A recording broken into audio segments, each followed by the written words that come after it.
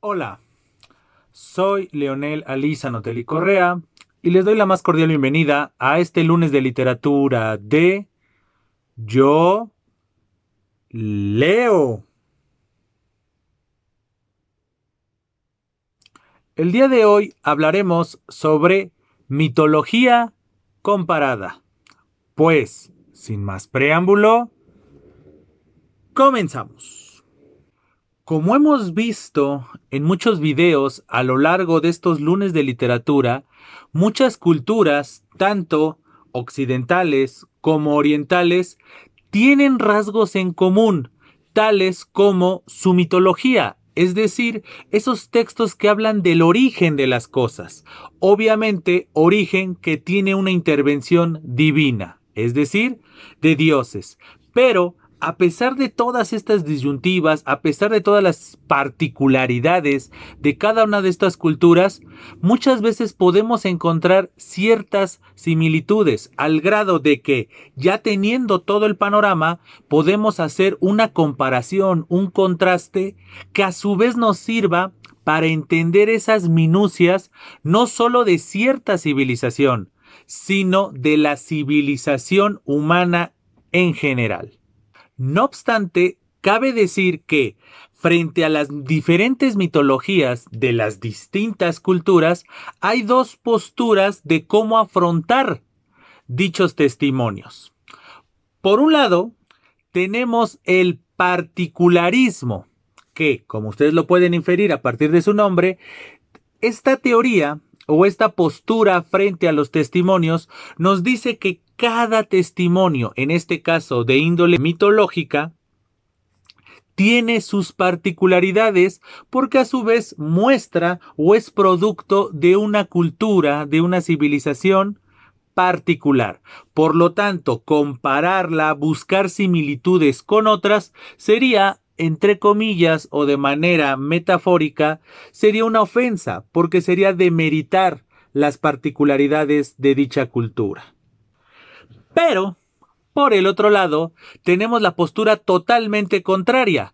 A esta postura la conocemos como comparativismo, la cual, como lo indica su nombre, se dedica a estar comparando elementos, situaciones, circunstancias muy similares entre cada una de las mitologías existentes en cada cultura. Y, como se los voy a mostrar a continuación, muchas veces a lo largo de la historia podemos encontrar elementos similares. No significa que una cultura le haya copiado a la otra, sino que muchas veces estas mitologías cumplen necesidades, satisfacen inquietudes, aclaran dudas, responden inquietudes, cuestionamientos, etcétera, etcétera, etcétera, de la civilización.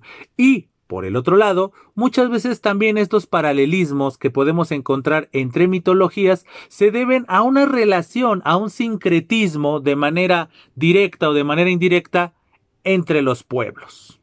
Ante este panorama, nosotros podríamos decir que los videos que hemos ido desarrollando a lo largo de los lunes de literatura podrían ser un testimonio del particularismo. ¿Por qué? Porque se enfocaron principalmente en la cultura, se mencionó su aspecto geográfico, su aspecto histórico, su aspecto social, a veces su aspecto económico, político y algunos aspectos que rodeaban a los testimonios de carácter literario. Entonces yo no voy a profundizar en este video en esas particularidades porque ya lo hicimos. Por lo tanto, el propósito de este video es profundizar estos matices que nos brinda la escuela comparativista. Básicamente, nosotros podríamos decir que el enfoque comparativista se apoya en 6 ejes. Cada uno de estos ejes nos brinda elementos para poder ir comparando las mitologías y por el otro lado, para ir entendiendo el por qué estos elementos pueden coincidir, en los motivos por los que coinciden y el trasfondo de cada uno de estos elementos que facilitó esta situación. El primer elemento de esta serie de ejes o esta serie de pilares es el folclore. Justamente como lo hemos mencionado a lo largo de estos videos, nada viene de la nada.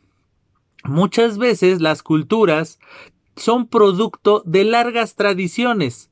¿Por qué? Porque ninguna civilización surgió de manera espontánea, sino es producto de un éxodo, es producto de una separación de una nación o de una civilización que era muy grande, y entonces poco a poco las separaciones fueron consolidando su independencia. No obstante, tienen raíces similares. Entonces muchas veces el folclore, la tradición oral o ciertas circunstancias que nosotros podríamos denominar sincretismo, es decir, este contacto de culturas, conllevan o desembocan a que muchas veces los aspectos mitológicos coincidan entre sí.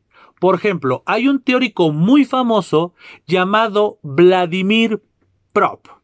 Vladimir Prop nos plantea en muchos de sus textos que, tanto desde la cuestión meramente literaria, los cuentos tradicionales y obviamente la mitología por el otro lado, encuentra ciertos caracteres, ciertos personajes que son comunes, que son constantes. Desde la perspectiva folclórica, Vladimir Prop nos menciona que muchos textos, muchos testimonios tienen un orden idéntico o un orden muy similar, y por el otro lado tramas y personajes que también tienen puntos de encuentro, puntos de coincidencia, y esto es debido ciertamente al folclore y todo lo que rodea a este concepto. Siguiendo con los pilares, los ejes que nos pueden facilitar el entender este comparativismo, también tenemos el elemento antropológico. Por ejemplo, tenemos un teórico muy famoso llamado Claude Lévi-Strauss. Este antropólogo muy famoso nos menciona que estos testimonios responden a un común denominador, que son las oposiciones binarias. Muchas veces la luz contra la oscuridad, el bien contra el mal y ciertos aspectos que siempre le causan inquietud a las civilizaciones. Entonces, Levi Strauss tiene la teoría de que la mitología sirve como un mediador para poder entender esas circunstancias, esas situaciones y no polarizar de manera total a dichas civilizaciones. Entonces ahí tenemos ese aspecto antropológico, es decir, cada cultura necesita de una mitología para poder mediar, tanto por un lado la realidad con ciertos aspectos que no son tan fáciles de explicar, y por el otro lado para también mediar ciertos aspectos, ciertos componentes que son los elementos fundamentales de nuestra cotidianidad. De manera paralela a la antropología, también podríamos mencionar como otro de los grandes pilares para poder hacer esta comparación entre mitologías a la historia. ¿Cuántas veces en el momento de estar envolviéndonos en la historia, en el contexto, en el marco histórico de una civilización, nos encontramos con paralelismos, al grado de que hay una máxima que muchas veces se repite de que quien no conoce su historia está destinado a repetirla? Y aunque ustedes no lo crean, la historia nos ha evidenciado que esa máxima no es tan falsa, porque muchas veces a lo largo de los años, a lo largo de los siglos, nos hemos encontrado con civilizaciones que han vivido cosas similares a pesar de no estar de una manera contemporánea, a pesar de no tener las mismas circunstancias y las mismas situaciones, a pesar de ya conocer tal vez la historia de una civilización anterior. No importa, como que la vida y las circunstancias siempre nos han hecho saber que esta máxima de que quien no conoce la historia o quien no conoce su historia está destinado a repetirla, es muy cierta. Entonces la historia también podría ser otro elemento para demostrarnos cómo muchas civilizaciones han tenido circunstancias, han tenido testimonios muy parecidos, muy similares, y lo que hay detrás de ello, es decir, esta necesidad, esta inquietud que busca en la mitología su consecuente respuesta. El cuarto pilar que nosotros podríamos emplear para hacer esta comparación entre mitologías, obviamente es la lingüística, es decir, buscar palabras, buscar conceptos o simple y llanamente buscar los testimonios y encontraremos a partir de estos elementos ciertas circunstancias, ciertos personajes, ciertas historias que comulgan entre sí, ya sea producto de un sincretismo por una relación estrecha entre civilizaciones, o bien, como se los acabo de comentar, producto de esta necesidad intrínseca que tiene toda civilización por encontrar respuestas, por encontrar explicaciones a ciertos fenómenos, a ciertas circunstancias. Como podemos ver, todos estos testimonios, todas estas aristas, están desarrolladas de una manera humana. ¿Por qué? Porque detrás de la mitología, a pesar de que hablemos de dioses, creaciones, etcétera, no deja de estar ese elemento humano. Por lo tanto, otro de los pilares en los que nos podemos apoyar es la psicología. Muestra de ello es que, por un lado, tenemos la escuela freudiana, que producto del análisis de la cultura y de ciertos testimonios, nos refiere que puede encontrar muchos testimonios, válgase la redundancia, paralelos. Por ejemplo, el famoso síndrome de Edipo. Muchos freudianos los encontraron en muchas historias, en muchos testimonios, en muchos textos mitológicos o en muchas historias mitológicas en diferentes civilizaciones. ¿Por qué? Porque, como lo dice la misma psicología, están esas inquietudes, están esos tópicos, esos lugares comunes de la humanidad. Y por el otro lado también podríamos mencionar a otro gran psicoanalista como es Carl Jung, y la escuela junguiana también nos menciona este concepto de el inconsciente colectivo relacionado con los arquetipos. Y entonces, ¿qué mayor ejemplo o qué mejor ejemplo de el inconsciente colectivo y estos personajes arquetípicos que los mitos? Y por último, el pilar más obvio es el estudio teológico, porque si partimos del hecho de que la mitología nos habla del origen de los lugares, de los seres vivos, de ciertos fenómenos naturales por medio de deidades, es decir, de dioses, pues obviamente la teología, que es este estudio de los testimonios de dioses y todo lo que los rodea, qué mejor que esta disciplina para explicarnos estas líneas tanto individuales como estas líneas paralelas o a veces puntos de contacto entre civilizaciones. Teniendo claro estos 6 elementos, estos 6 pilares, puedo yo partir de ello para mencionarles algunos paralelismos, es decir, algunos ejemplos de los cuales las escuelas o la escuela comparativista se apoya para darle validez a su teoría, a su postura. Entonces voy a mencionarles algunos paralelismos que podemos encontrar en diferentes mitologías a pesar de la distancia, tanto geográfica como histórica, es decir, cronológica. Primer concepto o primer tipo de mitologías que podemos hacer paralelismo entre ellos. Este primer concepto es el Axis Mundi. ¿En qué consiste el Axis Mundi? Hay muchas culturas, hay varias culturas que nos mencionan que hay un punto, hay un elemento en el mundo que es como si fuera el ombligo, el centro, el eje del mundo. Y la mayoría de las veces representan este eje por medio de un árbol. Este árbol sagrado lo podemos encontrar en distintos testimonios. Por ejemplo, en testimonios de los Vedas. Primer ejemplo. Segundo ejemplo, en textos chinos. Y finalmente, en textos germanos. Si nosotros analizamos tanto geográficamente como cronológicamente, nosotros podríamos encontrar una relación muy fácil entre los Vedas, los chinos y los germanos.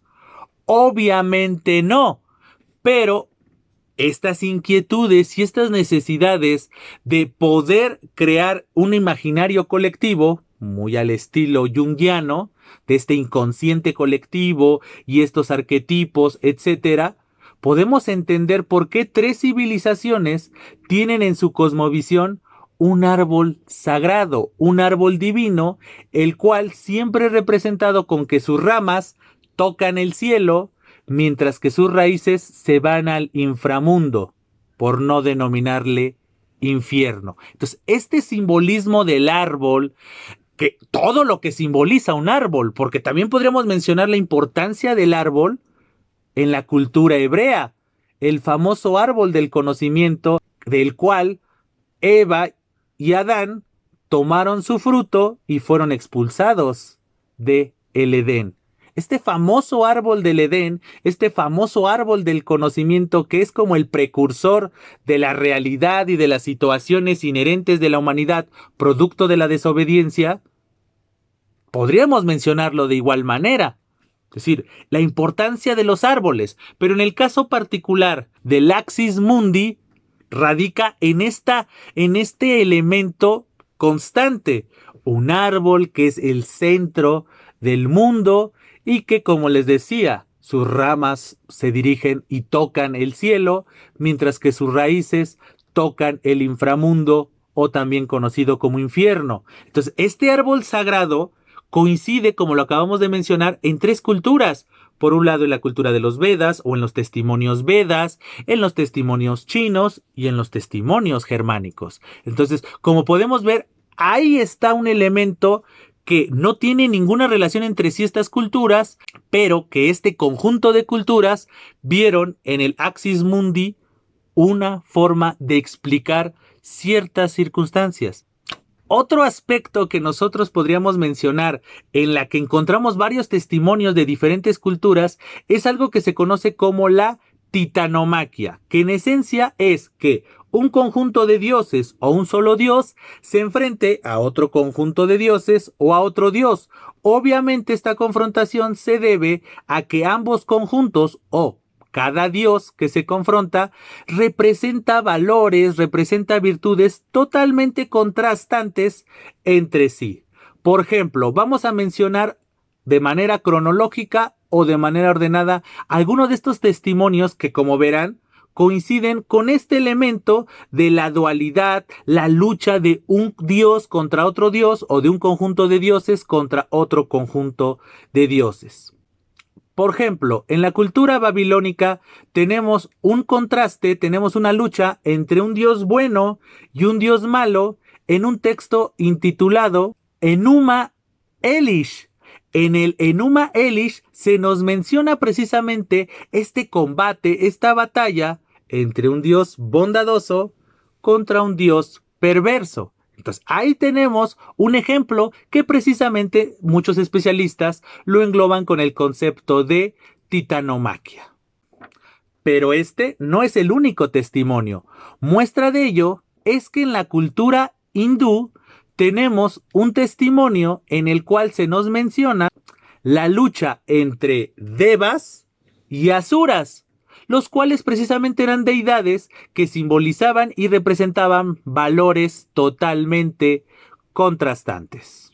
Pero para que vean que no todo queda en las culturas que hemos visto en anteriores videos, vamos a mencionar el caso de los celtas, quienes en su mitología nos cuentan una historia en la que unos dioses precisamente de índole celta se enfrentan a Foromi, que ciertamente contrasta con las habilidades, las virtudes y los valores de dichos dioses celtas. Y precisamente el concepto de titanomaquia viene de la mitología griega, en donde nos cuentan la batalla entre los dioses del Olimpo y ciertamente los titanes, es decir, el contraste generacional de unos dioses del Olimpo que eran más jóvenes, que venían como a vertir una nueva visión ante la vida y ante el mundo en general, y los titanes. Entonces, esta lucha entre dioses olímpicos o dioses del Olimpo contra los titanes es otro ejemplo. Y entonces nosotros nos podríamos cuestionar qué relación hay entre la cultura babilónica, la cultura hindú, la cultura celta y la cultura griega, para que en estas 4 civilizaciones nos encontremos con testimonios de estas confrontaciones entre deidades, o mejor conocidas como titanomaquia. Otro aspecto en el que coinciden muchas culturas es el aspecto denominado Deus Otiosus, o mejor conocido como Dios ocioso. Es decir, hay muchas culturas en las que nos cuentan a través de su mitología que hay un Dios creador que de repente se desaparece. Crea todo, crea los seres, crea tanto a los seres vivos, incluyendo a los seres humanos, crea y conforma el lugar donde van a habitar, etcétera, y de repente se desaparece. Nunca más se vuelve a saber de él.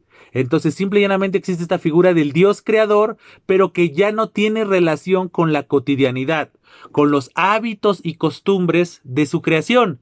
Entonces, aunque ustedes no lo crean, hay muchas culturas que nos refieren este tipo de deidad. Uno de los mayores especialistas, y que es el que acuña este término, es el gran historiador Mircea Eliade. Este especialista precisamente nos muestra algunos aspectos en los que, ya sea de manera tajante o en algún momento de su historia, algunas civilizaciones tuvieron a este dios ocioso, el cual solamente crea cosas por diversión, pero después las abandona. Precisamente, siguiendo un poco esta tradición, les podría yo mencionar, como un dato culto, que el gran escritor de la Ilustración, el gran escritor del siglo XVIII, Voltaire, era partidario a esta idea. Esa precisamente era su postura. Hay textos, hay testimonios, hay personajes que él crea que refieren precisamente esta teoría de que Dios, en este caso obviamente hace referencia al Dios judío cristiano, había sido un Dios ocioso. Es decir, había creado el mundo, había creado los seres vivos, había creado todo lo que conocemos, y de repente, como un relojero, había creado su reloj y se había olvidado de él. Se había enfocado ya en otras cosas, ya no le importaba la cotidianidad, si le iba bien, si le iba mal a su creación, o mejor dicho, a sus creaciones. Entonces, ahí podemos ver cómo esta tradición no nació de Voltaire, es producto de varios testimonios, de varias circunstancias, de varias interpretaciones de la realidad. Entonces ahí tenemos ese aspecto que también lo podemos encontrar en muchas civilizaciones. Otro elemento que podemos encontrar en distintas culturas es este elemento del éxodo.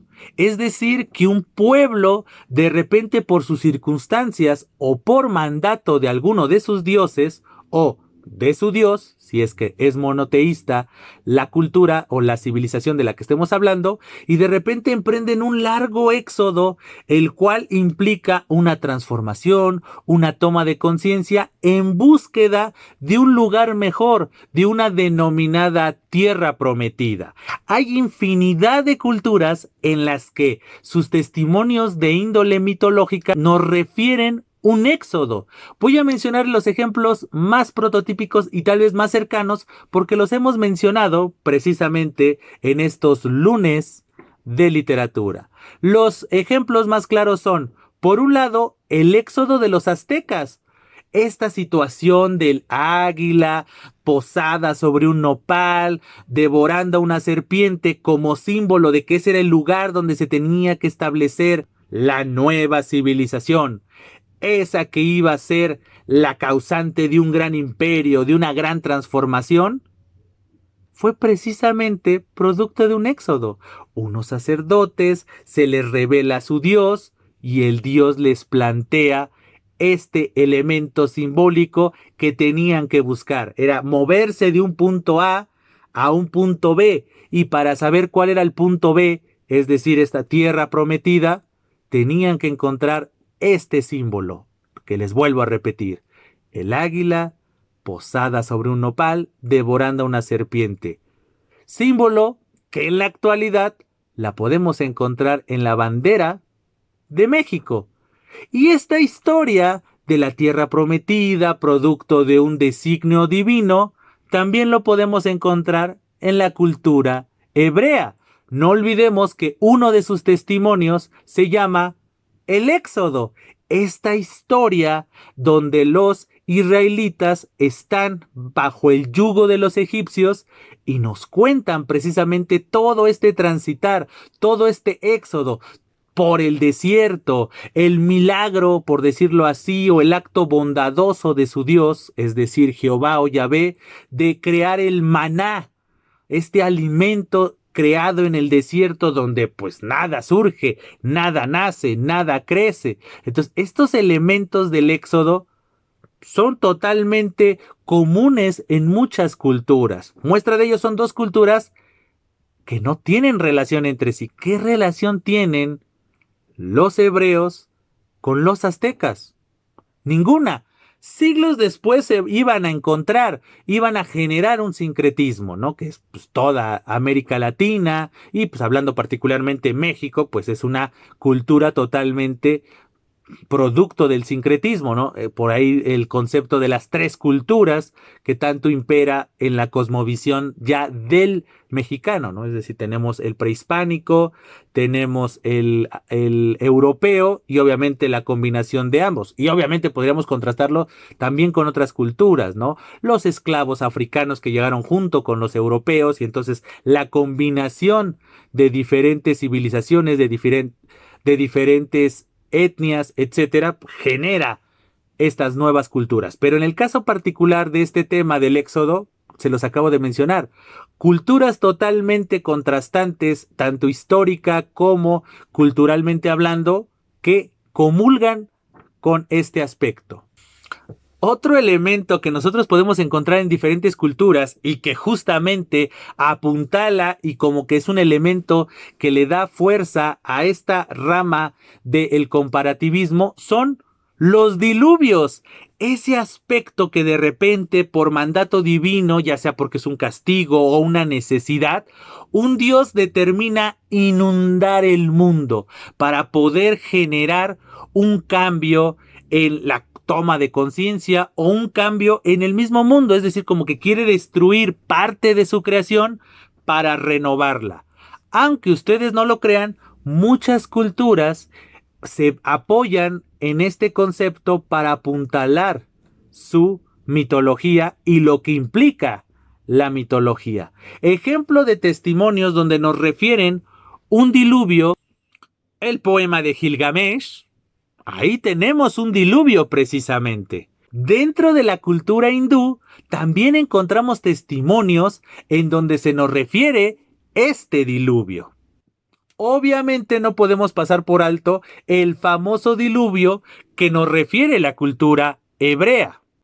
Pero no solo tenemos el testimonio de los hindúes y de los hebreos, también tenemos un testimonio mitológico en la cultura azteca, es decir, del otro lado del Atlántico, del otro lado del mundo, es decir, en el mundo azteca, también hay un testimonio sobre una gran inundación, es decir, un gran diluvio. Y así como ocurrió con otras civilizaciones, también en la mitología griega tenemos un mito que nos habla de una gran inundación, de un gran diluvio, es decir, el mito de Deucalión.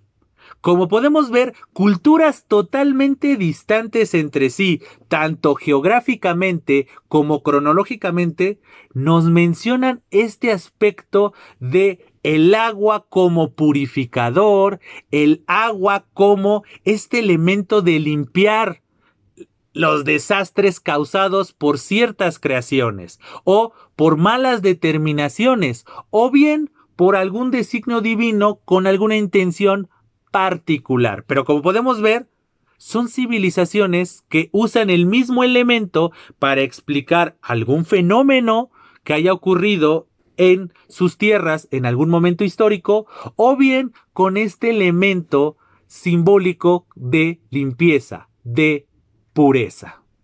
Siguiendo con esta tendencia del comparativismo, podemos nosotros encontrar otro elemento que es el del sacrificio como acto para crear. Es decir, una persona sacrifica su vida y a partir de su sacrificio de su cuerpo ya muerto, surge vida, normalmente relacionado con el alimento. Entonces, aunque ustedes no lo crean, hay diferentes culturas también separadas geográfica y cronológicamente que se valen de este tipo de historias mitológicas donde una persona sacrifica su ser para crear vida, para crear alimento y poder apoyar a su pueblo.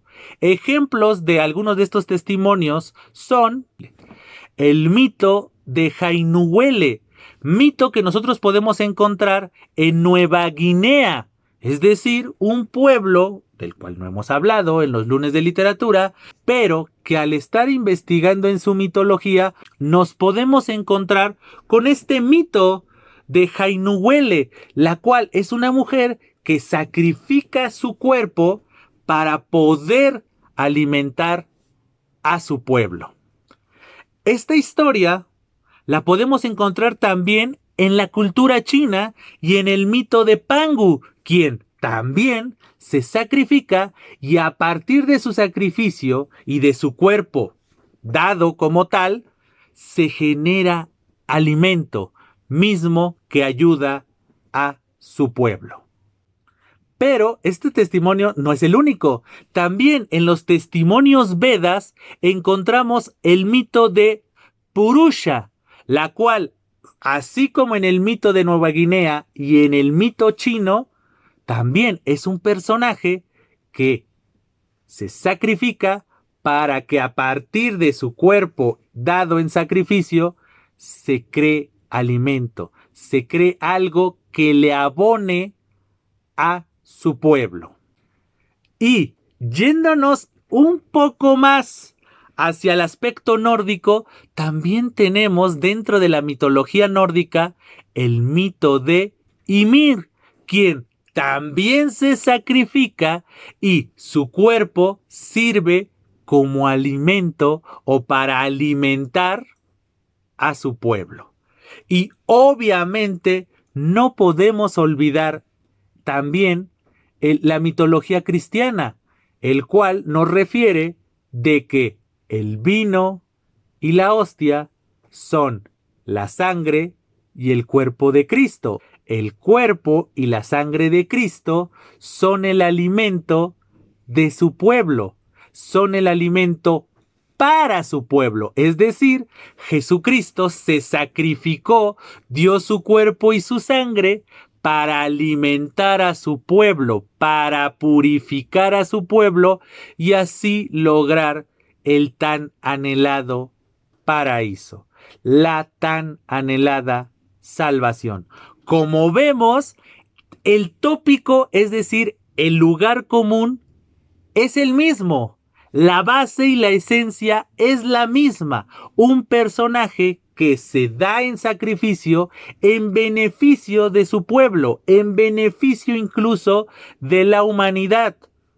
Y como lo vimos, son culturas totalmente distantes, pero con este mismo eje, con esta misma intención.